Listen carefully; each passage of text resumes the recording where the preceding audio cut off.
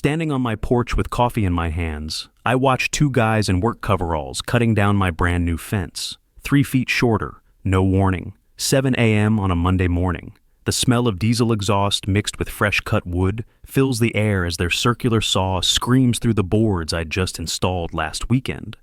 Behind them stands Karen Miller, the Homeowners Association chairwoman, in her signature pink blazer with a clipboard pressed against her chest. Next to her, an identical copy in slightly different clothes, her twin sister Jennifer, both wearing the same satisfied smirk. If you're watching Karenology, you know this look. It's never just a misunderstanding. I'm gripping this old receipt in my pajama pocket. $50,000 in fees I paid 3 months ago for my guest cabin. Every permit, every inspection, every ridiculous surcharge they demanded. All documented, all legal. "Morning, Jim," Karen calls out like we're old friends. "Just bringing your property into compliance." The saw stops. Sudden silence except for the hum of their truck engine.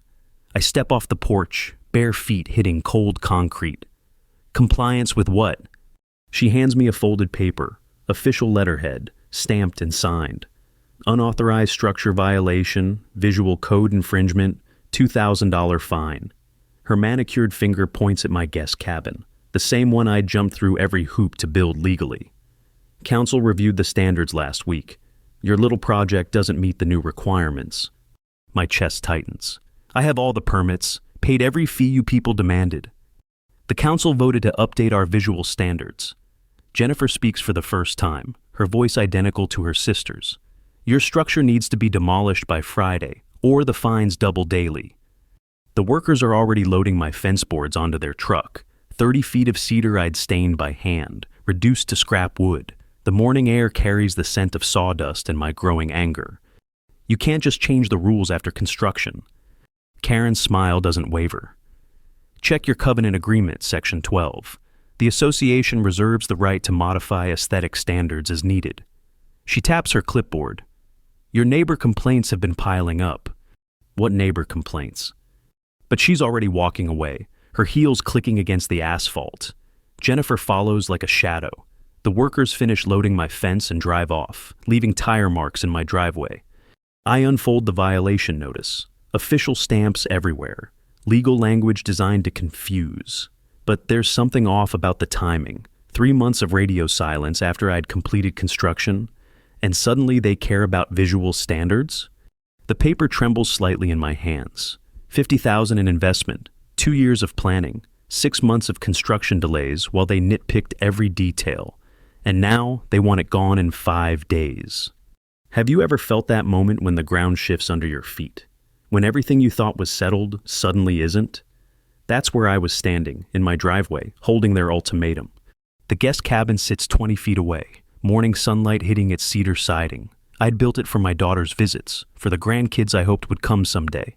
After Martha passed, it was going to be my rental income, my cushion for retirement. Now Karen Miller wants it erased.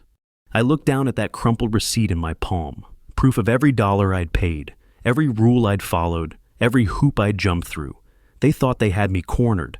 But here's what they didn't know about that receipt, about that guest cabin, about the contract buried in those $50,000 of fees. Sometimes the very rules they use to trap you become the key to breaking free. And Karen Miller had just made the biggest mistake of her life. That ultimatum burned in my pocket as I drove to the Emergency Homeowners Association meeting that evening. Karen had called it for 6 p.m. sharp, mandatory attendance for all residents in violation of community standards. Guess who topped that list? The community center reeked of industrial carpet cleaner and stale coffee. 47 neighbors packed into metal folding chairs, most avoiding eye contact with me.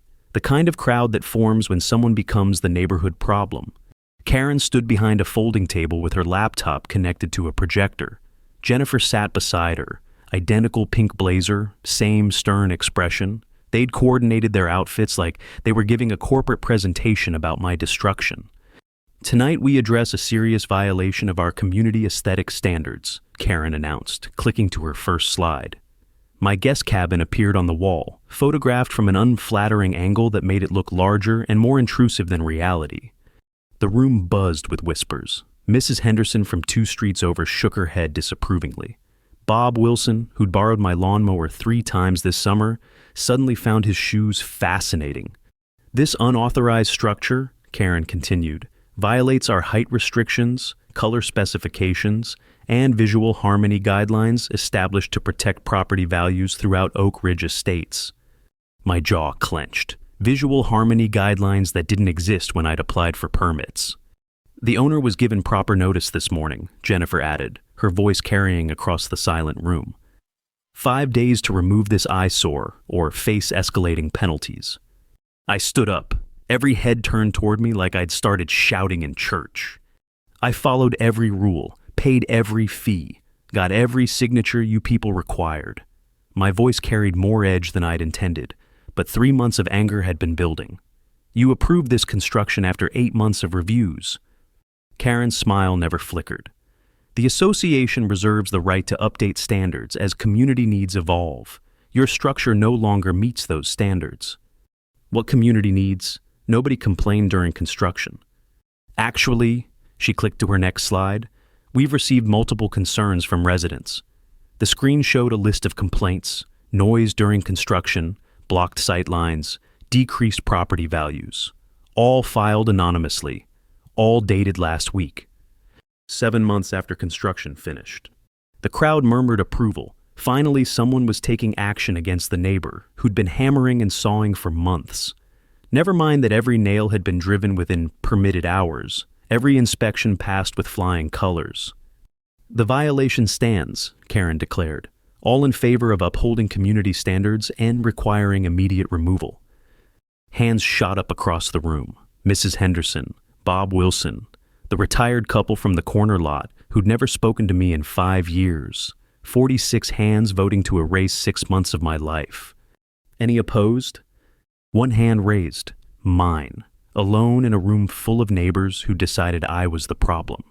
The gavel came down with finality. Motion carries. 46 in favor, 1 opposed. Mr. Thompson, you have until Friday evening to comply. As the meeting dissolved into casual conversation, I remained seated, that receipt still crumpled in my fist. $50,000 in fees, every permit properly obtained, every rule meticulously followed. But rules, I was learning, only mattered when the people in charge wanted them to matter. Outside, car doors slammed and engines started. Neighbors who'd smiled at me over fence lines for years drove past without acknowledgement. I'd become invisible, erased from their community before my cabin would be. The parking lot emptied except for Karen's white sedan and my truck. Through the community center window, I could see her packing up her presentation materials, Jennifer helping fold chairs, 2 sisters cleaning up after they had demolished my life. That's when I noticed something interesting about Karen's anonymous complaint list. The formatting looked familiar. Same font, same margin spacing, same subtle paper texture as the violation notice she'd handed me that morning. Funny how anonymous complaints could look so professionally prepared. Tuesday morning found me at the county clerk's office, clutching my folder of permits like evidence at a crime scene. The municipal building smelled of old paper and industrial disinfectant, with fluorescent lights humming overhead like angry wasps. Betty Henderson, the 30-year-old clerk behind the counter, looked up from her computer screen with tired eyes. Not the same Henderson who'd voted against me last night. This was county, not neighborhood politics. I need to verify the permit history for 1247 Oak Ridge Drive, I said, sliding my documentation across the scratched Formica counter. Betty's fingers clicked across her keyboard, pulling up digital records dating back 2 years. Everything looks proper here, Mr. Thompson. All inspections passed, all fees current. Your guest cabin construction was fully approved. Then how can the homeowners association demand I tear it down? She scrolled through more screens, frowning. That's unusual. Someone filed a standards review petition specifically for your address. Her voice dropped to a whisper. Filed just last Tuesday. Anonymous complainant. The timing hit me like cold water. 1 day before Karen's emergency meeting. 1 day before their sudden concern about visual harmony. Can you show me that petition? Betty glanced around the empty office, then turned her monitor toward me. Standard municipal form, filled out in perfect block letters. Professional formatting, printed on high-quality paper. not the handwritten complaint of some frustrated neighbor. But there, in the upper right corner, something caught my eye. A tiny smudge of pink, no bigger than a pinhead, but unmistakably the same shade as Karen Miller's signature lipstick. "Betty," I said carefully, "who has access to these petition forms?" "Anyone can request them, but they have to be submitted in person with photo ID." She pulled up another screen. "Filed by..." She paused, reading. "Anonymous submission. That's not right. Anonymous submissions aren't supposed to be accepted without proper identification." My pulse quickened. What does that mean? It means someone either broke protocol or they submitted it under false pretenses. Betty's voice carried the weight of someone who'd seen too much bureaucratic corruption. "Mr. Thompson, I've been here 8 years. Anonymous complaints against specific addresses don't just happen. Someone targeted you deliberately." She printed out copies of the petition and my original permits. The evidence felt warm in my hands, proof that someone had manipulated the system to destroy my investment. "There's something else?" Betty added, glancing at the door again. "The standards review was fast-tracked. Usually takes 6 weeks minimum. This one was processed in 3 days. 3 days, from anonymous complaint to emergency demolition order. Who can fast-track these reviews?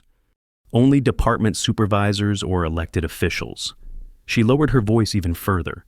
"Mr. Thompson, Karen Miller called yesterday asking about your permit history. Said she needed it for the homeowners meeting." The pieces clicked together like tumblers in a lock. Karen hadn't just responded to complaints, she'd manufactured them, used her position to manipulate county records, fast-track a bogus review, and orchestrate my public humiliation. But she'd made one critical mistake, that pink lipstick smudge on the petition form, physical evidence of her tampering with official documents. "Betty, I need to ask a favor. Can you make me copies of everything related to this petition, including the processing timestamps?" She hesitated, then nodded. What Karen Miller did isn't just unfair, it's fraud. Document fraud against a county office. The printer whirred to life, producing page after page of evidence. "Mr. Thompson, you might want to consider filing a formal complaint." Walking back to my truck with a manila folder full of proof, I felt something I hadn't experienced since Martha's funeral, hope mixed with dangerous satisfaction. Karen Miller thought she could bury me under manufactured complaints and neighborhood politics. She'd counted on my isolation, my single vote against 46. But she hadn't counted on leaving her signature on a fraudulent government document. Friday's demolition deadline suddenly felt less like a death sentence and more like the opening bell of a fight Karen Miller had no idea she'd started. Wednesday evening, Betty Henderson called my cell phone. Her voice shook like autumn leaves in a storm. "Jim, I'm sorry, I can't help you anymore." The words hit harder than Karen's demolition notice. I'd been counting on Betty as my inside source, my proof that the system had been rigged against me. "What happened?" "Karen Miller filed a complaint against me, said I was sharing confidential records without proper authorization." Betty's breath came in short bursts. "My supervisor called me into his office this afternoon. I'm suspended pending investigation." The phone felt heavy in my hand. "Betty, that's not legal. Those were public records." "Try telling that to my mortgage company." Her voice cracked. "Jim, Karen Miller has connections all through county government. Her brother-in-law sits on the planning commission. Her sister Jennifer works part-time in the tax assessor's office." Jennifer, the quiet twin who'd stood beside Karen during my fence destruction. Not just family support, she was embedded in the system. "I'm leaving town," Betty continued, "taking a position in the next county over. Karen made it clear that anyone helping you would face consequences." The line went dead. My last ally, eliminated with a single phone call. Thursday morning brought worse news. The local newspaper, the Oak Ridge Gazette, featured a front-page story titled "Homeowner Harassment Campaign Against Municipal Employee." My photo appeared next to a quote attributed to concerned neighbors, claiming I'd pressured Betty Henderson to falsify documents. The article painted me as an aggressive property owner who couldn't accept legitimate community standards. It mentioned my confrontational behavior at the homeowners meeting and my desperate attempts to circumvent proper procedures. Every word was lies, but lies printed in black and white carry the weight of truth. My phone buzzed with text messages. 3 construction clients canceling upcoming projects, 2 referrals withdrawing their interest. Word traveled fast in a small town, and apparently I'd become the contractor who harasses government employees. By Thursday afternoon, the financial damage was clear. $8,000 in lost work. My reputation, built over 15 years of honest business, crumbling under Karen Miller's media campaign. But the final blow came Thursday evening. A knock on my door revealed a sheriff's deputy with another official document. "Mr. Thompson, I need to serve you with this restraining order. You're prohibited from contacting any county employees regarding permit issues for your property." Karen had boxed me in completely. Can't talk to officials, can't access public records, can't even defend myself without violating a court order. Friday morning arrived gray and cold, demolition day. I sat on my porch steps, watching the horizon for trucks that would tear down my guest cabin, the structure that represented 2 years of planning, 6 months of construction, and every dollar I'd saved for retirement security. The coffee in my mug had gone cold, but I kept holding it anyway. Something about the warmth in my palms felt like the last comfort I'd have before Karen Miller finished destroying my life. That's when I remembered something Martha used to say. When they push you into a corner, Jim, remember that corners have walls, and walls can be climbed. I pulled out that crumpled receipt again. $50,000 in fees, every permit properly obtained, but buried somewhere in that paperwork was a detail I'd overlooked. Something Karen Miller hadn't considered when she declared war on my guest cabin. The contract terms for my special status guest cabin, the interest rate clause that applied specifically to my property. Karen Miller had just taught me that rules only matter when the people in charge want them to matter. Time to teach her the same lesson. Friday afternoon, demolition deadline.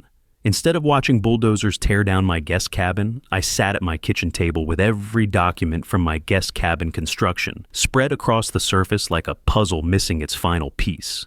$50,000 in fees, permits, inspections, special assessments, environmental reviews. I'd paid everything Karen Miller's association demanded, line by line, over 8 months of bureaucratic torture. But buried in subsection 47 of the guest cabin contract, I found something extraordinary. Something Karen had probably never read herself.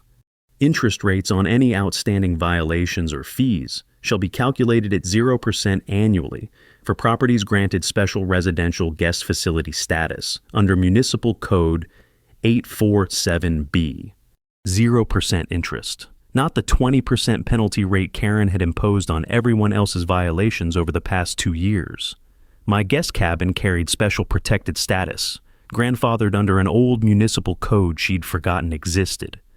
But here's where it got interesting. I grabbed my calculator and started running numbers on every penalty, fine, and late fee the homeowners association had collected since Karen took office. 20% annual interest on landscaping violations. 20% on fence infractions, 20% on unauthorized mailbox designs, decorative flags, and lawn ornament disputes. Every resident in Oak Ridge Estates had been paying inflated penalty rates for 2 solid years. $45,000 in excess interest charges, collected illegally if my guest cabin contract established a legal precedent for 0% rates. My hands trembled as I reached for my phone. Mark Davis, an old friend from high school who'd become a small-town lawyer with big city ambitions. "Mark, I need a legal opinion. If one property in a homeowners association has a contractual right to 0% interest rates, can that rate apply to similar violations across the community?" 20 minutes later, Mark called back. His voice carried the excitement of a lawyer who'd found gold in legal paperwork. "Jim, you've stumbled onto something huge. Your guest cabin contract doesn't just protect your property, it establishes a legal precedent for interest calculations across the entire association. Every resident who's paid penalty interest over the past 2 years has a claim for refund." How much are we talking about? Conservative estimate? $78,000 in excess collections. Jim, if you file the right paperwork, Karen Miller's association owes every resident in your neighborhood a substantial refund. The magnitude hit me like lightning. Karen Miller hadn't just targeted my guest cabin. She'd been systematically overcharging the entire community. And my special status contract was the key to proving it. But I had to move fast. The restraining order prevented me from filing complaints with county offices. I couldn't contact municipal employees directly. Karen had boxed me in legally. Unless I approached this differently. Friday evening, I stood in my driveway staring at the guest cabin that should have been demolished hours ago. No bulldozers had arrived, no demolition crew. Even Karen Miller seemed to be waiting for something. Maybe she'd realized the same thing I had.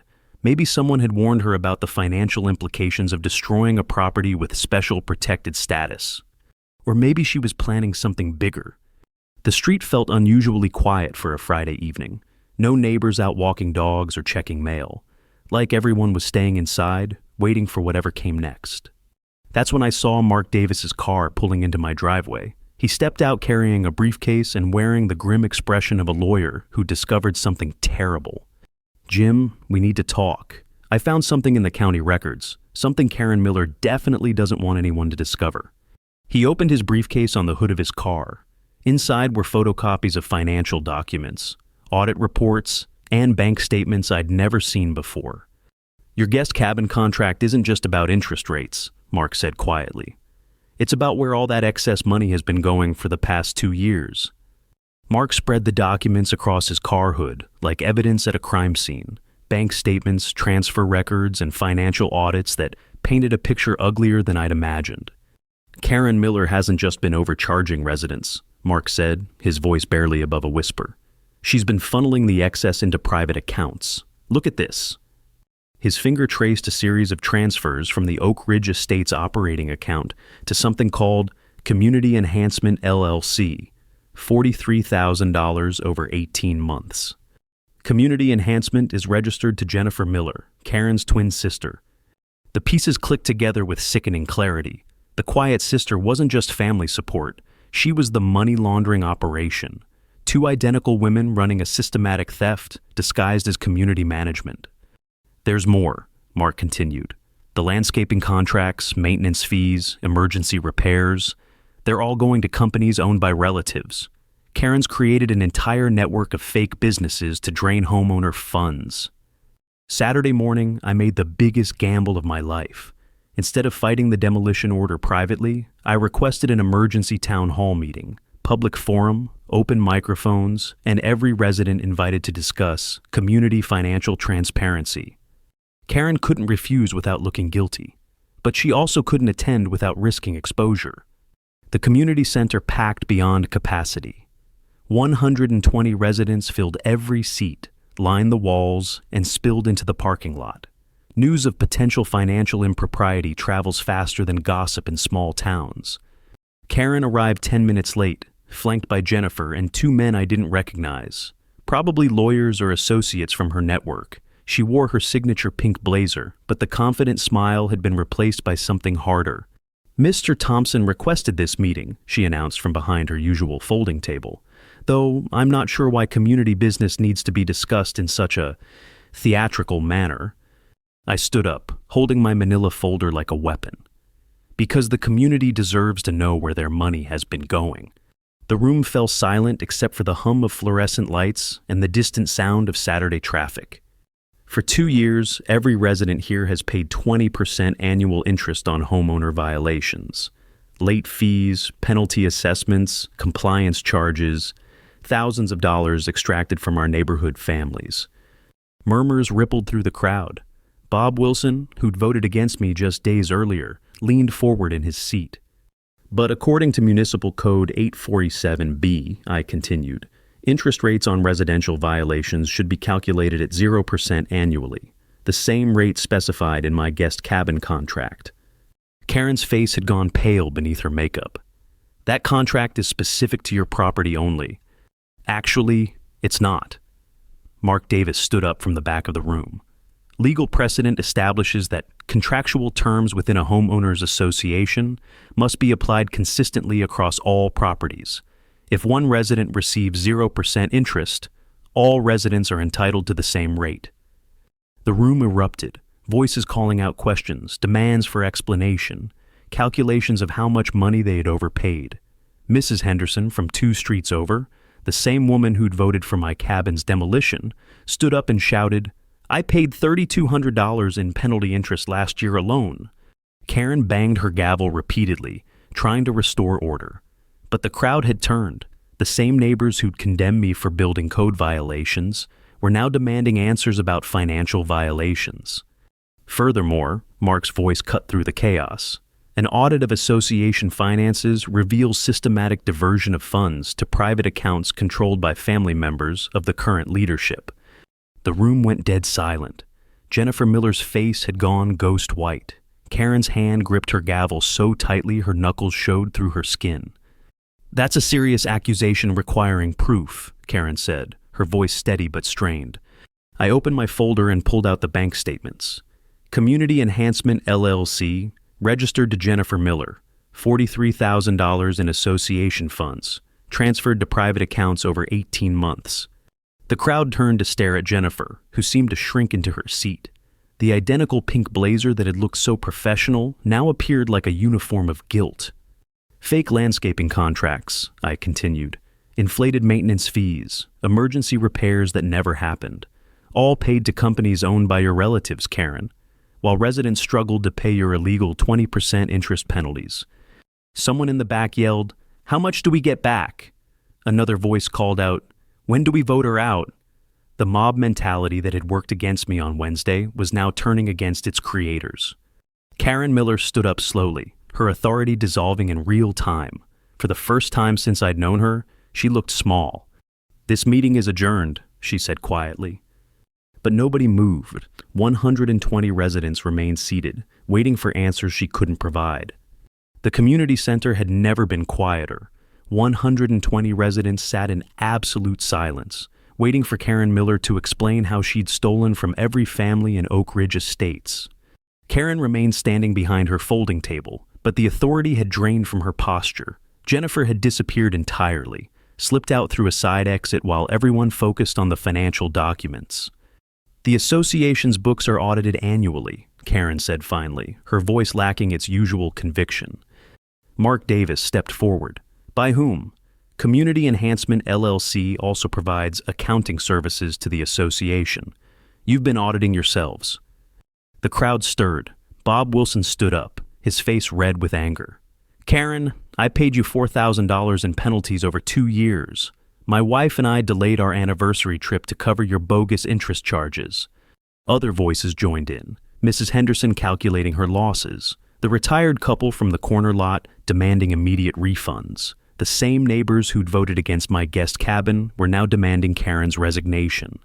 "I move for an emergency vote of no confidence," called out someone from the middle of the room.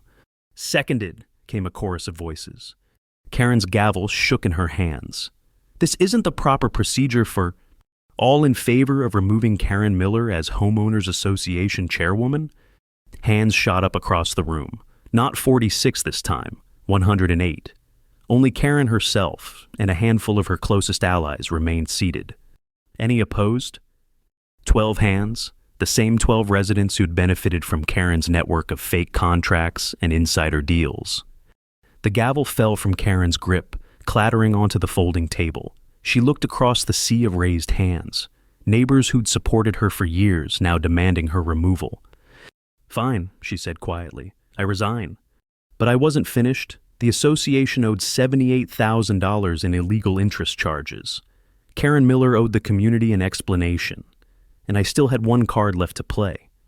"There's something else everyone should know," I announced. "The anonymous complaints filed against my guest cabin, the ones used to justify emergency demolition orders." I pulled out the petition Betty had printed before her suspension.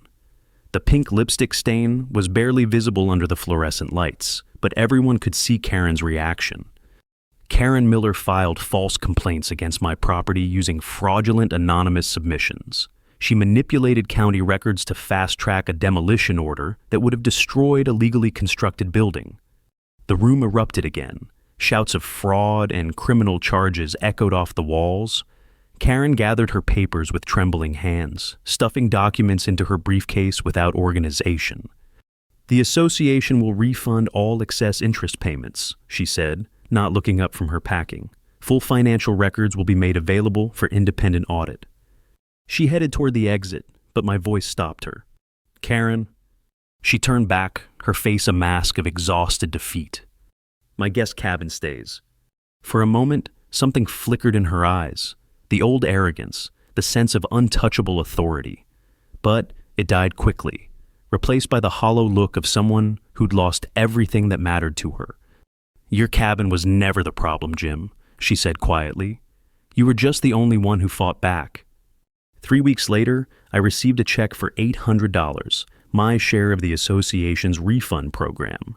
Every resident in Oak Ridge Estates got similar payments, totaling exactly $78,000 in returned penalties. Karen Miller moved away before the criminal investigation concluded. Word around town was that she'd taken a job in another state, far from the neighbors she'd betrayed. Jennifer disappeared entirely. Some said she'd changed her name and relocated to avoid prosecution. The Homeowners Association elected new leadership, transparent finances, reasonable enforcement, and a 0% interest policy on all violations. My guest cabin became the symbol of what one person could accomplish when they refused to be intimidated. But victory came with its price. The same neighbors who'd cheered my revelations now avoided me at the grocery store. Half the community saw me as a hero who'd exposed corruption. The other half viewed me as a troublemaker who destroyed their stable leadership. My construction business lost several local clients who didn't want to hire the man who'd caused all that drama, gained others who respected someone willing to fight for what's right. In the end, it balanced out financially, but changed everything socially. The guest cabin sits in my backyard exactly as I built it. Cedar siding weathering naturally, morning sunlight hitting the windows just like I'd planned. My daughter visits with the grandkids now, and they love having their own space when they stay over. Sometimes I sit on my porch in the early morning, coffee in hand, looking at that building that almost got torn down. The old receipt from my initial fees is framed on the cabin wall now, a reminder that documentation matters, that rules work both ways, and that sometimes the very system designed to crush you becomes the tool for your salvation. What would you have done? When they came for your property, your investment, your reputation, would you have fought back, or would you have accepted their demolition order and moved on? I learned something important during those weeks of conflict. Bullies rely on isolation, on convincing you that resistance is futile. But when you stand up with facts, with documentation, with the courage to expose the truth, you discover you're not as alone as they want you to believe.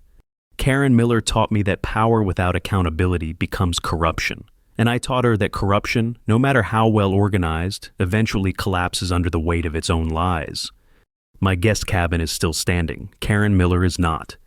That receipt in my pocket wasn't just proof of payment. It was proof that following the rules, keeping records, and refusing to back down can turn the system that oppresses you into the weapon that sets you free. Sometimes the corner they push you into becomes the foundation you build your victory on.